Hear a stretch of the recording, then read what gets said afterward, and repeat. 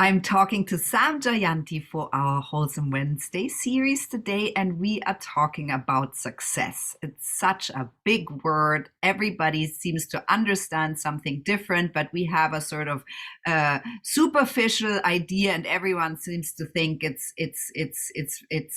linked to money or how famous you are or all of those things. So I am excited, Sam, to talk to you today. You run a coaching company, a coaching platform that helps people unlock their success. So it's super exciting to talk to you about this topic today.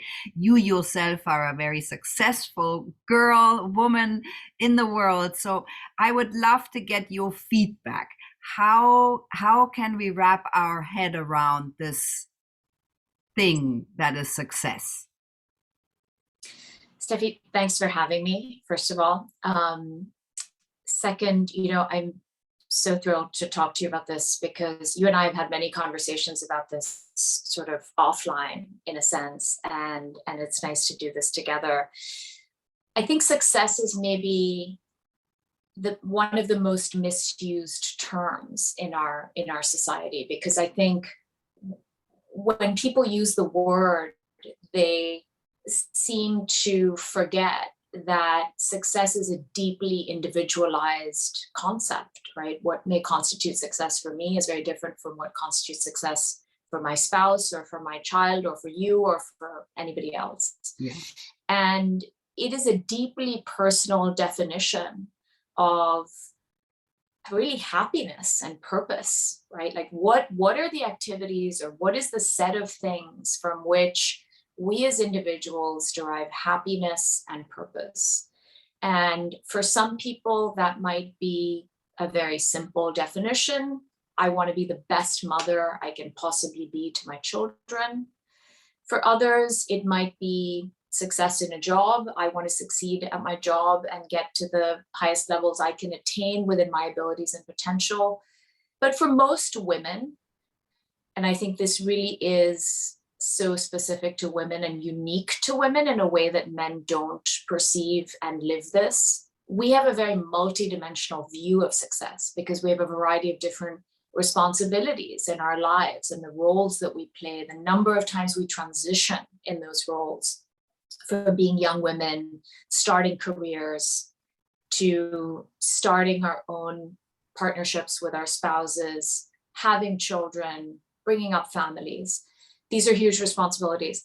And so I really encourage people, and coaching, I think, has such a key role to play in this regard, to construct their own definition of success and to understand that that definition can be different at different phases in your life. So many young people today are confronted with this question of the world is your oyster, follow your passions, find your passion. And it actually is a real source of stress for them. Because totally agree. It's wonderful to say that we have all these choices, and it's really overwhelming to actually make a choice, particularly when we live in a world where digital media, however much of it we choose to consume or not consume, is a reality. And everything on it is presented as a fait accompli. It's always perfect. It's always well lit. It's beautiful. No one really talks about the path and the difficulty and the obstacles and the challenge that it took to get there. And coaching, I think, has helped in so many ways for each individual to define their own version of success. And we really encourage people to think about it in 5-year increments. This is not about your life. Just think about what success means for you over the next 5 years, because that's achievable, it's within sight, and it's sort of cognitively a comprehensible thing. It's very hard to say, what does success mean in 20 years? Who knows? None of us really knows that.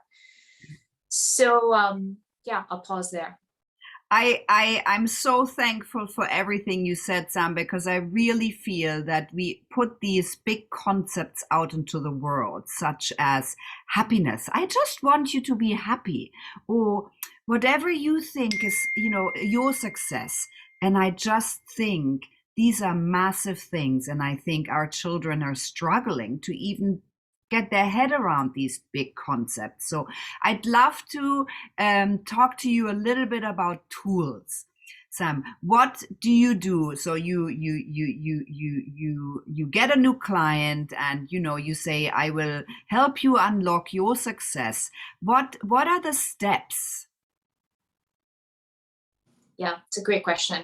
So we ask people to really just fill out a short assessment. It's 5 questions. It takes 1 minute, but it gives each individual an opportunity to think about themselves in terms of who they are, their personalities, their goals for any kind of coaching engagement, and gives us the information we need to match them up with the right coaches.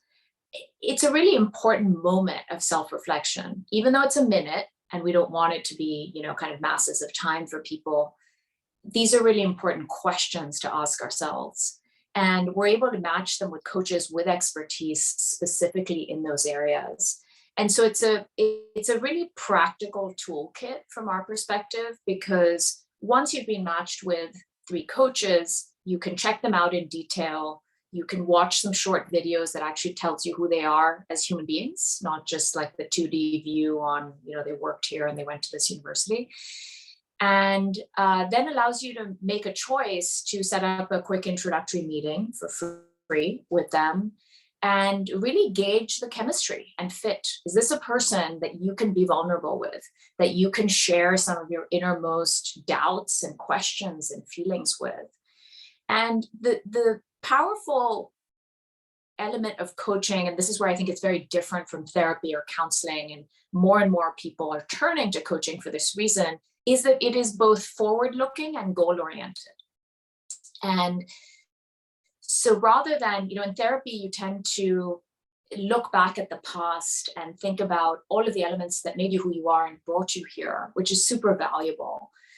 But in coaching, you're really looking forward to who you're trying to become or what you're trying to achieve. And yes, there's some delving into the past as it relates to those goals, but it really is very goal focused and it's very tactical, right? It's concrete advice and holding people accountable on what they think are the right approaches for them, but then actually executing on those tools. And so what would be a tool be, Sam? Tell us a little bit. So they sign up, they might have found someone that they really get along with and the energy is good and they feel like, and then how does it go from there? Yeah, so they can make a choice of how they want to work with this person. So most people in their introductory sessions with coaches will outline the topics that they want to focus on. And coaches in those meetings, we ask them to give individuals a recommendation of, I think this is a 3-month enterprise or a 6-month enterprise where we'll need 12 sessions together or 6 sessions together, whatever the number is. And based on that, individuals can then pick packages of how they want to work with a coach. And there are coaches to fit every budget, because some people are price sensitive and that's a reality. And other people may be less so. So based on the coach and what they're working on, they'll have a recommendation from the coach at the end of an introductory session that says, buy a 6-session package or buy a 12-session package. And then scheduling and setting up those sessions happens entirely through our platform, and it's super easy. And then they just have their sessions virtually. It's interesting because of the pandemic. It used to be that maybe 40% of coaching was virtual before the pandemic. And now it's really 100% because it's a much more efficient use of people's time. And because of how good the video conference tools are now, it's just as powerful to have this conversation the way we are relative to if we were sitting in a room together. Absolutely, Sam. Thank you so much for explaining that better. I'm wondering, Sam, did you work with a coach? How did you unlock your understanding of success? Yeah, I did work with, I've worked with 3 different coaches actually over the course of my time sort of between my mid-20s and now in my 40s. And each time there were slightly different things. And it was while I was going through transitions that I sort of looked for coaching and wanted advice. And one of the key realizations that I had was I had tried therapy and it had been a very limited utility for me because I didn't feel it was tactical enough in moving me forward in the way that I wanted to. And while I have, one of the world's most amazing spouses and an incredible set of friends, there are topics that you can't always turn to your friends, family, and partners for advice on. You just want an objective third party. And the first time I went to work with a coach because we had our third child and I was really struggling with juggling work and personal, and sort of was just in this moment of how am I going to do this, and maybe I need to quit my job, or how is any of this going to work? And the coach, I think, really helped me understand how to reframe my thinking about that juggle and balance between work and personal, and then how to put in place some really practical tools to help me organize myself better, for me to take sort of a view of not did I get done the 25 things I wanted to do today, but how did the week go? How did the month go? How have I prioritized work and family? And to understand that it was okay if some things fell through the cracks. It was okay to have some weeks where you prioritize family over work and vice versa. And that was a really helpful process for me to manage my own stress and anxiety and frankly, my balance as a support to my spouse, to my children, and to myself. Sam, I'm wondering if you would like to share a little exercise of how people can define this very big concept for themselves sort of easily, to break it down into something bite-sized, really easy. We have our listeners and they'd like to do something now. It's such a big concept. How can we, is there sort of one exercise that where you pinpoint a little bit, or you draw your focus on what does success mean for me? Yeah, I think it's great to think about really practical, tactical tools. So here's one that I use, and we encourage our clients to use as well, which is to really just take a piece of paper and divide it up into 3 sections. One section is goals that you have, and these could be personal goals, they could be professional goals, they could be, whatever set of things are on your mind. And I would, in the beginning, be broad, be open. You may list 10 or 15 things, but ultimately you want to get that list down to a contained 3 to 5 things, because it's just not possible for us as human beings and for our brains to focus on doing 15 things at one time. But 3 things or 4 things we can absolutely wrap our heads around and process. And then I would define what resources you think you need to achieve those goals. And I would split that up into, if the goals you've picked, for example, of my goals, 2 of my personal goals might be guide my children. Currently, one is just starting high school, another is in the process of applying to college.